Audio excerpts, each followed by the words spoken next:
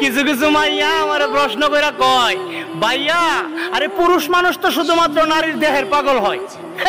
হাস্যকর একটা বিষয়। আরে বুকা মাইয়া, সব পুরুষ যদি নারীর দেহের পাগল হইতো তাহলে মাত্র 500 টাকার বিনিময়ে পতিতালয়ে যাইয়া নারীর দেহটারই কিন্তু বছরের পর বছর একটা নারীর জন্য অপেক্ষা করতো না, এমন কি ভালোবাসার মানুষটা হারানোর বেদনা সহ্য করতে না পারা 1000 টাকা খরচ কইরা নেশাপানি কইরা নিজের ভিতরে থাকা কলিজা পুরাইতো না। আরে পুরুষ মানুষ যদি নারীর দেহের পাগলই হইতো তাহলে বেদের মেয়ের কি আর বিয়ে হইতো? সবচেয়ে বড় একটা কথা কই, রাস্তাঘাটে তো শুধুমাত্র পুরুষ পাগলই দেখা যায়, নারী পাগলগুলি গেল কই? আরে সত্যি কথা বলতে পুরুষ মানুষ হলো বন্য ঘোড়ার মতো, এদেরকে সামনে দিয়ে আটকানো যায় না, পিছন দিয়ে থামানো যায় না।